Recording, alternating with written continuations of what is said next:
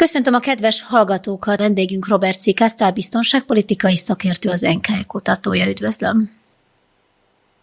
Jó napot kívánok, nagy szeretettel köszöntöm a nézőinket, hallgatóinkat, egy napsütéses továbbra is egy napsütéses valahonnan. Akkor két nagyon friss hírt hoznék Izraelből, és ezt kérném, hogy véleményezze, kommentálja. Az első, hogy légicsapás érte az iráni konzulátust Damaszkuszban, ugye Szíriában van, és egy magasrangú iráni tisztségviselő életét is vesztette ebben. Azt sejtik, hogy Izrael áll a támadás mögött, illetve van egy másik ilyen incidens is, méghozzá, hogy egy segélymunkások halálával járó légicsapás is történt Gáza területén, amelyben lengyel segélymunkások haltak meg, emögött is Izraelt sejtik. Úgy tudom, hogy ezt az ügyet vizsgálják is a hatóságok. Mit tudunk ezekről az ügyekről? Kezdjük a segélyszervezet dolgozói tértámadással. Itt nem sejtik, itt teljesen egyértelmű, hogy Izrael hajtotta végre ezt a támadást ezen a két jármű ellen, és nem csak lengyel munkatárs, nem csak lengyelek voltak ott, akik meghaltak, pontosabban lengyel, amerikai és ausztrál állampolgárságú egyének vesztették életüket a támadás során. Hogy a hírek szerint, a közölt hírek szerint volt egy koordináció a segélyszervezet és az izraeli hadsereg között. Tehát tisztában kell lenni avval, hogy ez a segélyszervezet olyan helyszínen dolgozott, ami megfelelt mondjuk Avdivkának vagy Bakhmutnak, a harcoknak a közepén. Tehát ebben tisztában kell lenni, nem egy olyan területen dolgoztak, amit már Izrael meghódított, hanem olyan Hamas területen, amit Izrael állandóan támadott, és a legjobb párhuzam, amit erre tudnék adni, ez Bakhmut. Tehát ez az egyik. A másik dolog az, hogy Izrael ismerte, hogy ezt a támadást Izrael hajtotta végre, és most kivizsgálják a dolgot, hogy mi az oka ennek a dolognak, mi az oka ennek a tévedésnek. A harmadik pedig az, hogy milliók lehet ilyen alkalommal, néha eszközök, amik okos eszközök kéne legyenek, hirtelen elbutulnak, és akkor a hatalmas kárt okoznak, ilyen tragédiákat okoznak, néha vannak hibák a koordinációban is, tehát volt egy olyan, hogy Izrael megölt 3 kiszabadult tuszt, megpróbáltak a csapatainkhoz közeledni, és megtettek mindent, amit megtehettek, és mégis a katonák megölték őket. Tehát aki ezt nem érti, az nem érti a háborúnak a káoszát.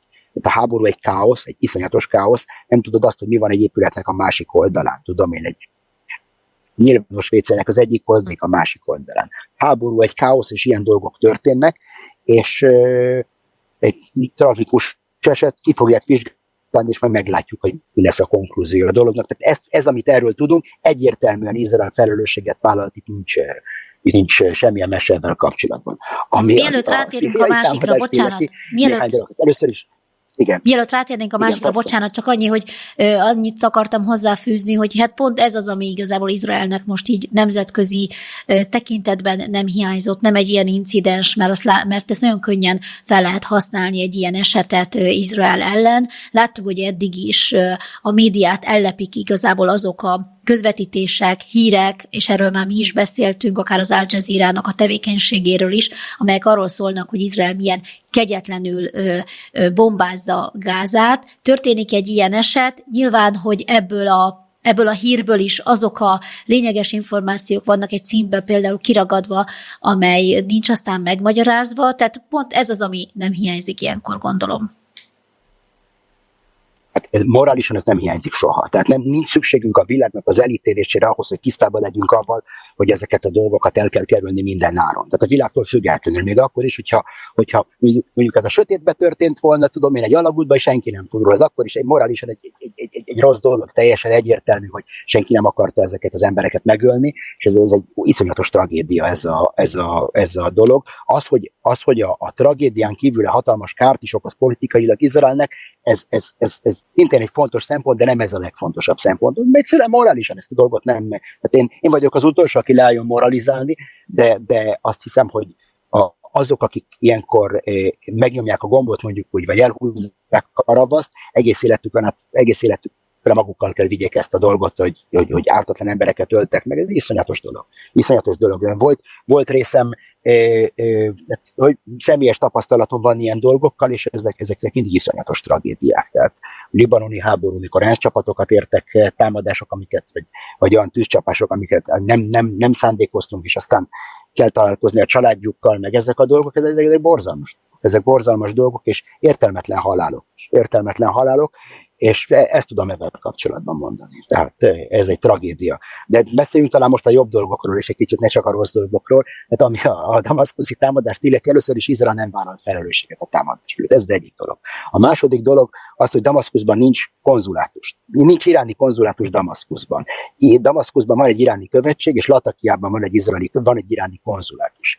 Ott az a épület, ami támadást ért, az egy külső épület a nagykövetség mellett, hogy most akkor, hogy ez az épület ugyanazokat a jogokat élvezi-e a nemzetközi jog alapján, mint az iráni követség maga, ami mellett áll, ezt én nem tudom. Nem tudom, megmondjam őszintén, abszolút nem is érdekel a dolog.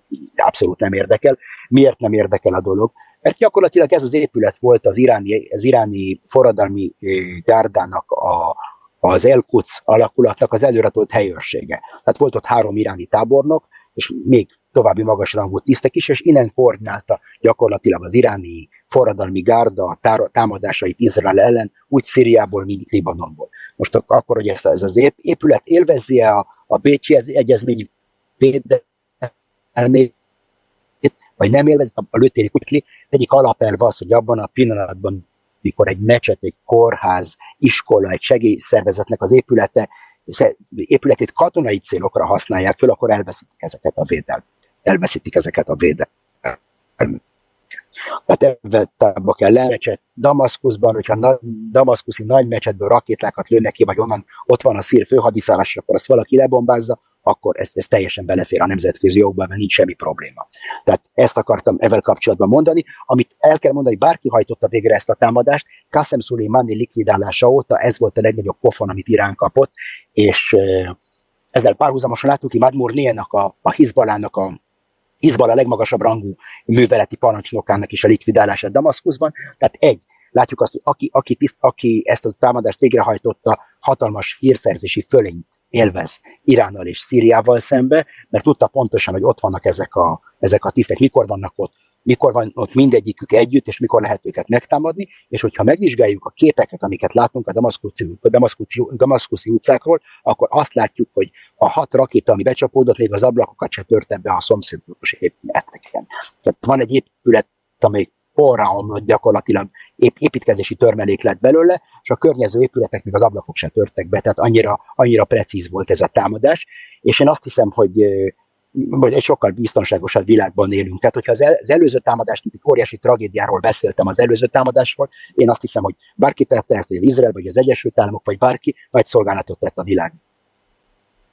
Robert Cikasztál, biztonságpolitikai szakértő, az NKJ kutatója volt a vendégünk. Köszönöm szépen.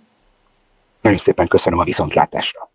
2 aktuális hírnek a kommentálására szeretném kérni, ezek a hírek Izraellel kapcsolatosak. Az első, hogy Szíriában bombázást hajtottak végre az iráni nagykövetség, vagy külképviselet konzulátusnak az épületei mellett, vagy azokat az épületeket bombázták. A lényeg, hogy 8-an meghaltak ebben a bombázásban, magas rangú iráni tisztviselő is életét vesztette, és Izraelt sejtik mögött, a támadás mögött. Sokan azt mondják, hogy eszkalálódhat is emiatt a háború, mert hogy Irán ezt nem biztos, hogy le fogja nyelni. Viszont itt beszéltem nemrég egy izraeli biztonságpolitikai szakértővel, aki egyébként azt mondta, hogy Izrael nem vállalta magára ezt a bombázást, és hogy akárki is volt, nagyon komoly titkosszolgálati információkkal rendelkezhetett, hogy ez a 8 kiszemelt ember egy helyen tartózkodott éppen azon a pillanatban, és úgy is fogalmazott, hogy Irán ezzel egy nagy arcul csapást élt át ezzel a támadással. Most hadd kérdezzem meg az ön véleményét, hogy ön hogyan látja ezt. Egyrésztről talán helyezzük abba a kontextusba ezt a történetet, ami most Izraelben zajlik. Tehát a Hamas és Izrael közötti fegyveres konfliktus jelenlegi stádiumában ugye látjuk azt, hogy hónapok óta Észak-Izraelt a Hezbollah rakétákkal, lövegekkel, ágyukkal támadja az északi részét. Izrael időről időre válaszol. Én azt gondolom, hogy mindannak ellenére, amit most pillanatnyilag a Hamasszal szembeni műveleteknél látunk, Izrael számára legalább ekkora, vagy lehet, hogy nagyobb fenyegetés jelent biztonságilag északról a Hezbollah, mint a Hamasz. Mert a Hezbollah már régen nem egy terrorszervezetként működik, hanem egy professzionális hadseregként működik, amelyik egyébként Libanonnak egy jelentős részét uralja, illetve amelynek a felszerelését, kiképzését az iráni forradalmi gárda hajtja végre. És itt elérkezek ahhoz, hogyha most a térképre néz valaki és Iránt és Libanont megnézi, közte ott van mondjuk Szíria és Irak. És itt most ugye ezek országok egyikének a nagykövetsége, Libanon, illetve a iráni nagykövetsége az, amelyik szerepel a támadás célpontjaként. Nyilvánvaló, hogy Izrael, és ez megint egy zárójel, eddigi gyakorlatának megfelelően ő nem vállalja az ilyenekért a felelősséget a nyilvánosság előtt. De azért, hogy ha találgatni kellene, olyan sok országnak egyrészt nincs meg a képessége, hogy egy ilyen műveletet végrehajtson, 2, az eszközei és az oka sincs meg rá, hogy egy ilyen támadást végrehajtson. Tehát elég szűk ez a kör, hogy vajon ki lehetett. De látni kell azt, hogy a Hezbollah és mondjuk iráni állam, az iráni forradalmi gárda közötti összeköttetés, kapcsolattartásban, kiképzés, utasításadás, sok mindenben, az, hogy most ott egy csapást mértek ezekre a vezetőkre, az egy időre mondjuk megnehezíti a kommunikációt. Gátolhatja újabb csapásoknak az elindítását, mert nem tudják, hogy most mi a megrendelőnek az érdeke. A Hezbollah nem indít önmagától úgy támadás, hogy előtte az őt szponzoráló jóváhagyása vagy utasítása ne érkezne meg.